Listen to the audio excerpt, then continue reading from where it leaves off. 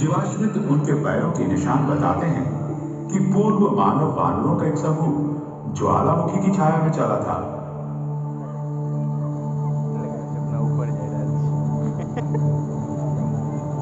वो भी दो पैरों पर।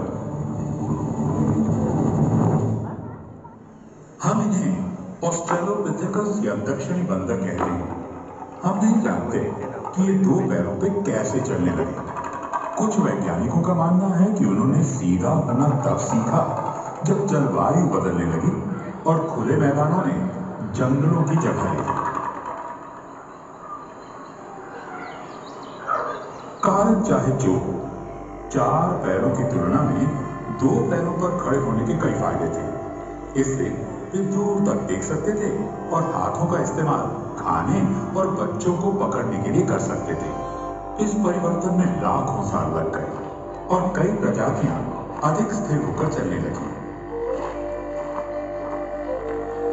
इस प्रक्रिया में उंगली से पकड़ने की क्षमता खत्म हो गई। उनके निचले अंग पैर बन गए और ऊपरी अंग हाथ। उनके दिमागों के आकार और जटिलता बढ़ने लगी। वे बंदरों की क्षमता से परे जाकर सोचने लगे।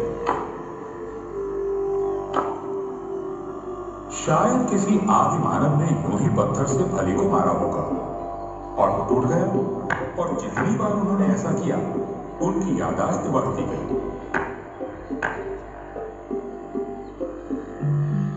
कुछ समय बाद उन्होंने पत्थरों को ही तोड़ना शुरू किया और उन्हें नुकीला बनाया ताकि उनका इस्तेमाल फली तोड़ने के साथ साथ मांस काटने में भी हो सके।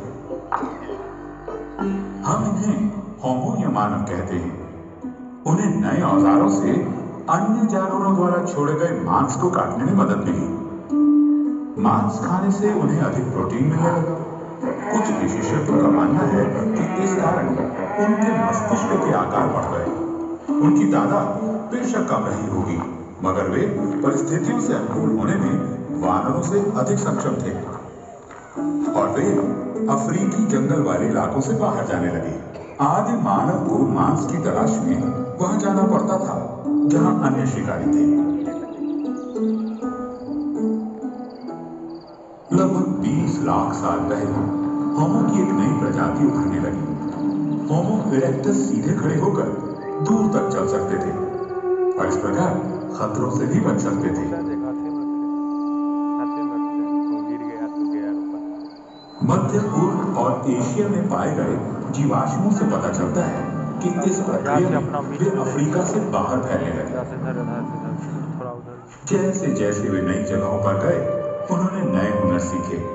उनके औजार बेहतर हुए, जिनसे उन्हें मांस काटने में मदद मिली। अधिक धूप वाले खुले वातावरण में उनके बाल कम घने होने लगे। शिकार तक तुरंत पहुंचने के लिए उन्होंने दौड़ना सीख लिया। शरीर को ठंडा रखने के लिए उन्हें पसीने आने लगे, क्योंकि उनमें अन्य जानवरों की तुलना में ज्यादा ग्रंथियां थी। कुछ साक्ष्यों के अनुसार शायद वे आग का इस्तेमाल भी करते थे और उनके दिमाग बढ़ते हुए लगभग आज के हमारे मस्तिष्क के आकार के हो गए। लगभग 7 लाख साल पहले अफ्रीका में एक नया समूह विकसित हुआ जिसे हम होमो हाइडेलबर्गेंसिस या हाइडेलबर्ग मैन कहते हैं। उनके शरीर अधिक बड़े और मांसपेशियों वाले थे ताकि वे विभिन्न जलवायु में रह सकें। अब वे सिर्फ मरे हुए जानवर ही नहीं खाते थे, बल्कि खुद भी शिकार करने लगे। मामूली औजारों की जगह हाथ की कुल्हाड़ियों ने ले ली।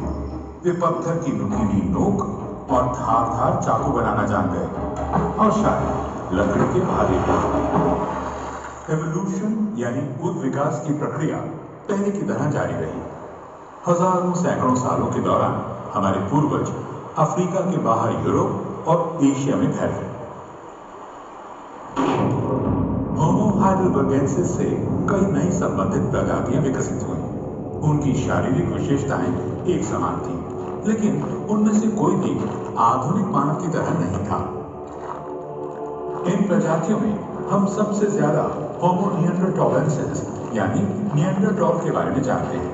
जो हमारे सबसे करीबी विलुप्त रिश्तेदार हैं, उनके शरीर छोटे और गठीले थे और वे ठंड सह सकते थे। उनके कंधे चौड़े, हाथ छोटे और नाक काफी बड़े थे। वे आदिम पोशाक पहनते थे। वे पहले से बेहतर औजारों का इस्तेमाल करते थे और पत्थर काटने से पहले औजार का आकार तय कर लेते थे। वे शायद किसी आदिम भाषा में बातचीत करते थे और सबसे महत्वपूर्ण बात यह कि उन्होंने आग जलाना और उसका इस्तेमाल करना सीख लिया था। हमारे पास निएंडरटॉल के समय के पुरातत्विक प्रमाण ज्यादा है। निएंडरटॉल की जीवाश्मिक हड्डियों के फ्रैक्चर और जख्मों से हमें पता चलता है कि इनके जीवन मुश्किल भरे थे। लेकिन ऐसे भी उदाहरण हैं जिनसे पता चलता है कि उनकी उम्र लंबी भी हुआ करती थी। निएंडरटॉल और उनसे संबंधित प्रजातियों का लाखों साल तक अफ्रीका के बाहर दबदबा था। वे यूरोप से इंडोनेशिया तक अलग अलग वातावरण को सहते हुए सफलतापूर्वक रह सकते थे। लगभग 60,000 साल पहले अफ्रीका में विकसित एक नई प्रजाति बाहर फैलने लगी। ये पहले आधुनिक मानव थे जिन्हें हम होमो सैपियंस कहते हैं। कुछ समय तक ये विभिन्न प्रजातियां साथ साथ रहीं।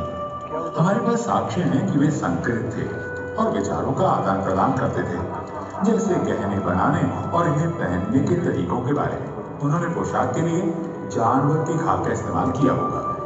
फिर निएंडरटॉल लुप्त होने लगे, शायद इसलिए क्योंकि उनके मांसपेशियों वाले शरीरों को जरूरत पड़ती थी अधिक भोजन की। आधुनिक मनुष्य लंबे लेकिन कम वजन के थे। उनके बच्चे देर से व्यस्त होते थे, इससे उन्हें विकसित होने और सीखने के लिए ज्यादा समय मिलता था। उनमें चिंतन की क्षमता आ गई थी।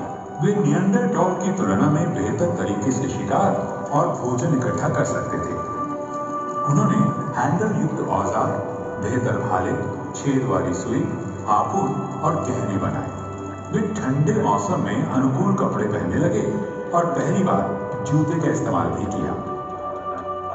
उन्होंने प्रजनन के प्रतीक में महिलाओं की मूर्तियों की नक्काशी की, गुफाओं में चित्र बनाए और हाथी के दांतों या चिड़ियों की हड्डियों से बांसुरी बनाई। उन्होंने आग का अधिकतम प्रयोग और नियंत्रण करना सीखा। आदिम चूहों के पुरातात्विक खोजों से हमें पता चलता है कि वे पारिवारिक समूह में रहते थे। आग हर समय मौजूद रहती थी। उन्हें उससे गर्मी और रोशनी मिलती थी और जंगली जानवरों से बचाव भी होता था।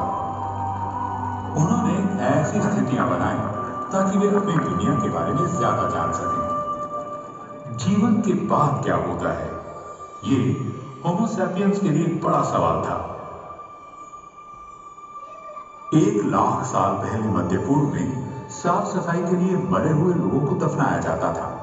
हो सकता है अन्य क्षेत्रों में मुर्दों को जलाया जाता होगा, जिस कारण पुरातत्वविदों के पास इसके कोई सबूत नहीं है। तकरीबन 40,000 साल पहले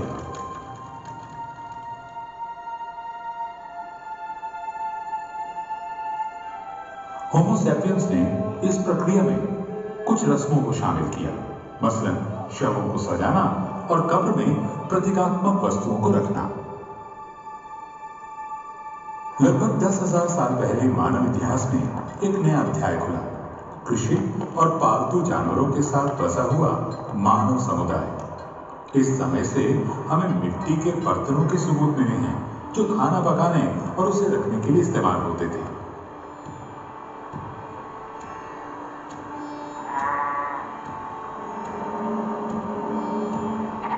बिल्कुल वैसे ही हमें सबूत मिले बुनी हुई टोकरियों के। औजार और हथियार बनाने के लिए धातु कार्य भी प्रचलित था।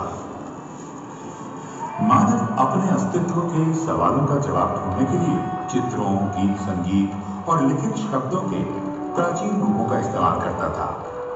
शिकारी गांवों में बसने लगे और वे गांव मानव संस्कृति के उद्गम स्थल बन गए। लाखों सालों तक हमारे पूर्वजों की आबादी 10 लाख से भी कम थी। होमो सैपियंस के आने से ये सब बदल गया। हम दुनिया के हर कोने में फैल गए।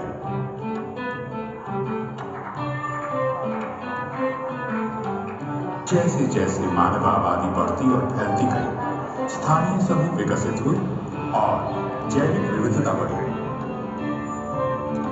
वातावरण में आने वाले लगातार बदलावों के मुताबिक हम अपने आप को ढालते गए। इससे और अधिक विविधता आई। यह प्रक्रिया जारी है। मानव जाति निरंतर बदलाव की राह पर बढ़ रही है।